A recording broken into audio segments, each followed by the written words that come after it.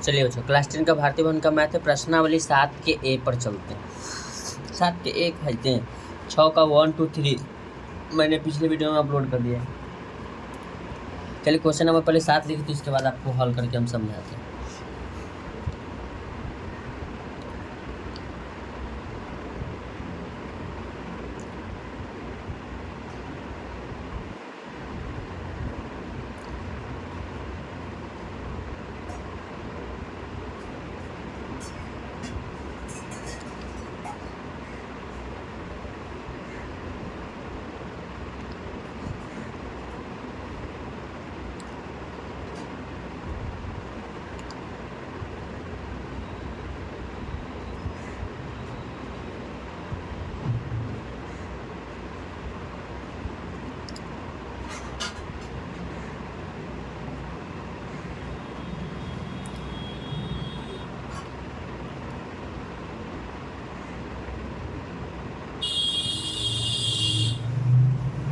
देखिए, कहता है यदि a1x plus b1y plus c1 बराबर 0 और a2x plus b2y plus c2 बराबर 0 के लिए a1 बट्टा a2 बराबर नोट b1 बट्टा b2 तो हलों की संख्या बताइए। तो इसका जो हल की संख्या होगा, देखिए इसीलिए हम बोलते हैं ना, बार बार याद करें, a1 बट्टा a2 यानी a बट्टा d बराबर नोट b बट्टा e। इसमें कहता है हलों की संख्या एक और केवल क्या हल होगा, एक हल। चलिए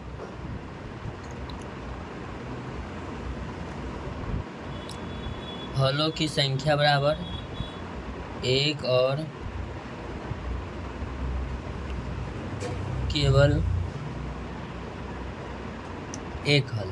एक और केवल क्या हल होगा, एक हल होगा। चलिए इसमें कुछ विशेष नहीं था। चलिए क्वेश्चन नंबर 8 के पास चलते। कहता है बताएं कि निम्नलिखित युगपत समीकरण अविरोधी, विरोधी और आश्रित, ठीक है ना, हल के माध्यम से हमको बताना है। ठीक है, क्वेश्चन नंबर 8 का लिखेंगे 5x माइनस 3y माइनस 11 बराबर 0, 6y माइनस 10x प्लस 22 बराबर क्या हो गया, 0। सबसे पहले समीकरण को कुछ ठीक ठाक कर लेते हैं। यहाँ पहले x है, चलिए इसको लिखते हैं 5x माइनस 3y माइनस 11 बराबर 0। इसको लिख लेते हैं पहले माइनस 10x प्लस में 6y प्लस 22 बराबर 0। कहें कि x यहाँ पहले, x यहाँ पहले, y यहाँ दूसरा नंबर पर, y यहाँ दूसरा नंबर पर, तीसरा नंबर पर अंक है तो अंक हो गया। ठीक है ना। अब a बराबर आपका हो जाएगा 5, चलिए b बराबर आपका माइनस 3 हो जाएगा, चलिए c बराबर आपका हो जाएगा माइनस 11, d बराबर आपका क्या हो जाएगा माइनस 10, e बराबर आपका हो जाएगा 6, f बराबर आपका हो जाएगा 22। चलिए इसको हम लिखते हैं a बट्टे डी बराबर बी बट्टे ई बराबर सी बट्टे ए। ठीक है, चलिए ए का जो मान है आपका 5 है, ए बराबर 5।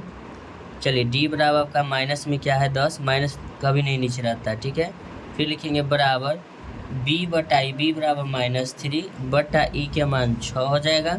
फिर लिखेंगे बराबर सी बराबर माइनस 11 बटे में आपका क्या है 22, 5 दूना 10, 3 दूना 6, 11 दूना 22। चलिए इसको हम लिखेंगे माइनस 1 बटे 2 बराबर माइनस 1 बटे 2 बराबर माइनस 1 बटे 2, यानी सब क्या हो जाएगा एक दूसरे के क्या है बराबर है। चलिए कहते हैं ना कि हल का जो शर्त है आपको 100% याद रखना होगा, तब तो सवाल बनेगा। ए बटा डी बराबर बी बटा ई बराबर सी बटा क्या है एफ, यानी कि सब क्या एक दूसरे के बराबर। तो कहता है युगपत समीकरण का हमको नाम बताना है ना। तो इस स्थिति में एगो आश्रित कहलाएगा, क्या कहलाएगा, आश्रित कहलाएगा। चलिए इसको हम क्या लिखेंगे, आश्रित।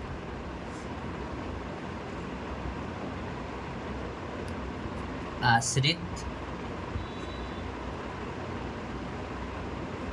आश्रित होगा। ठीक है ना। तो क्वेश्चन नंबर 8 के फर्स्ट रहा। ठीक है, क्वेश्चन नंबर 8 के फर्स्ट के बाद क्वेश्चन नंबर 8 के सेकेंड के पास चलते हैं। चलिए 8 के क्वेश्चन नंबर सेकेंड के पास चलते हैं अगले वीडियो में। ठीक है ना, थोड़ा वीडियो लंबा हो जाएगा। चलिए देखिएगा, क्वेश्चन नंबर ये 7 रहा, क्वेश्चन नंबर 7 8 का पहला रहा।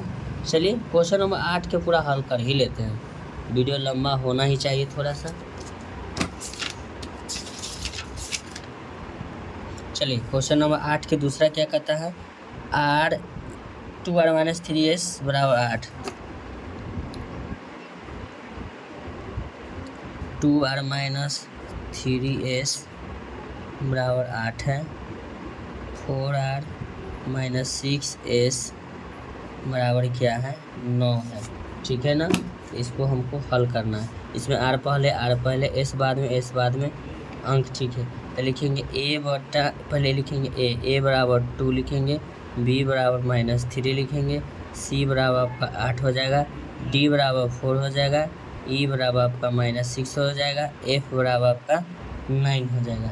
चलिए ए बटा डी बराबर बी बटा ई बराबर सी बटा एफ लिखेंगे। ए के मान 2 लिखेंगे, डी के मान कितना है 8 है, 4 है सॉरी, बराबर बी बराबर कितना हो जाएगा आपका -3 और ई बराबर आपका कितना है -6 हो जाएगा, बराबर यहाँ ध्यान दीजिएगा सी का मान आपका 8 है, तो सी के मान 8 लिखेंगे और एफ का मान क्या लिखेंगे 9, माइनस से माइनस कट जाएगा, 2 दूना कितना होगा 4, 3 दूना 6, तो लिखेंगे 1/2 बराबर 1/2 बराबर नोट 8 बटा क्या हो जाएगा 9। तब चलिए हम आपको दिखाते हैं कि किस में है। हमको तो डायरेक्ट याद है, हम लिख देंगे विरोधी, लेकिन आपको हम सेटिस्फाइड कराते हैं ना। देखिए ए बटा डी बराबर बी बटा ई बराबर नोट सी बटा एफ। देखिएगा इसमें क्या है, इस स्थिति में युग्मत क्या हो जाता है विरोधी हो जाता है ना, ये विरोधी कहलाएगा। तो इसका हल जो है आपका क्या कहलाएगा विरोधी कहलाएगा, विरोधी क्या हो जाएगा विरोधी हो जाएगा। चलिए क्वेश्चन नंबर 8 का ये हो गया फर्स्ट, सेकेंड, 7 का। अब क्वेश्चन नंबर 8 के लास्ट है थर्ड।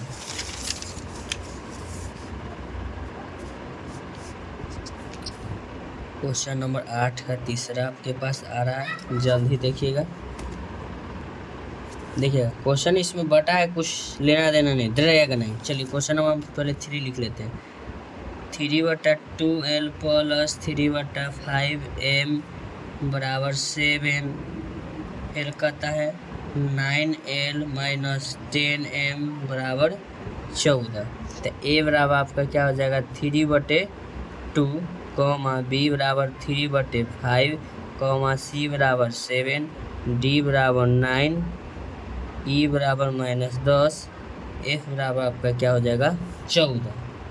चलिए हम लिखते हैं ए बटे डी बराबर बी बटे ई बराबर सी बटे एफ। अब कौन बराबर नहीं होगा वो लिखने के बाद पता चलेगा। तो लिखते हैं 3/2, बटा में लिखते हैं डी, ए बटे डी है, ठीक है, डी के मान आपका कितना है 9 है। फिर लिखते हैं बराबर, अब बी बराबर 3/5, फिर बटा में ई का मान आपका है -10, फिर लिखेंगे बराबर, अब सी बराबर 7, एफ बराबर 14, इधर 7 दूना 14 कट जाएगा। चलिए इसको ज़्यादा लंबा नहीं करना है, 3/2 लिखना है, भागा 9 लिखना है, बराबर करना है 3/5 लिखना है, भागा क्या करना है 10, बटा में कुछ नहीं 1, बटा में कुछ नहीं 1, बराबर तो 1/2 होते हैं। तो इसको हम क्या करेंगे 3/2 भाग के उल्टा गुना 1 ऊपर 9 नीचे, फिर लिखेंगे 3/5 भाग के उल्टा गुना 1 ऊपर 10 नीचे हो जाएगा।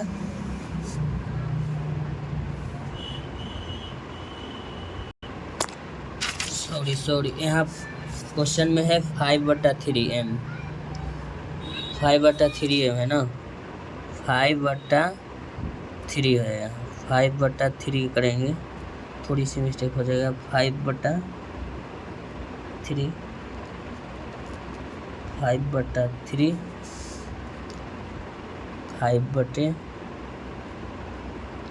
करेंगे, 5/3 हो जाएगा, बराबर 1 क्या होएगा 2, 3 तिहाई 9 कट जाएगा, तो ये हो जाएगा आपका 1/6, माइनस भी है, हाँ इसमें माइनस ऊपर आ जाएगा, बराबर लिखेंगे 5 दूना 10 यानी 1/-1/6 बराबर 1 क्या हो जाएगा 2।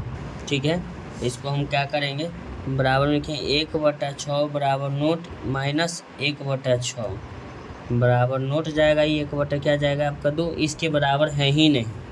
जब तक मेरा पहले बराबर नहीं था अगला कैसे बराबर होगा। तो चलिए इसको हम डायरेक्ट लिखते हैं a/d बराबर नोट b बटा क्या हो जाएगा ई, ये बराबर है तो नहीं तो यहाँ कहाँ जाएगा, बस यहीं इसका काम तमाम हो जाएगा। ठीक है ना। चलिए इस तरह का समीकरण का हम हल दिखाते हैं। ए बटा डी बराबर नोट बी बटा, यानी पहले बराबर नहीं तो लास्ट में थोड़े जाएंगे। इसका स्थिति क्या हो जाएगा, अविरोधी कहलाएगा। क्या कहलाएगा, अविरोधी। चलिए इसको हम लिख देंगे अविरोधी। क्या लिखेंगे, अविरोधी। हलो की संख्या क्या हो जाएगा, अविरोधी। चलिए आप मेरे चैनल को लाइक करें, सब्सक्राइब करें। Thank you so much. आपका कीमती समय मेरे वीडियो पर देने के लिए धन्यवाद। चैनल को लाइक करें, सब्सक्राइब करें। आपका एक लाइक मुझे मोटिवेट करता है अगले वीडियो को लेकर आने के लिए। Thank you so much. नमस्कार। काफ़ी मात्रा में शेयर करिए।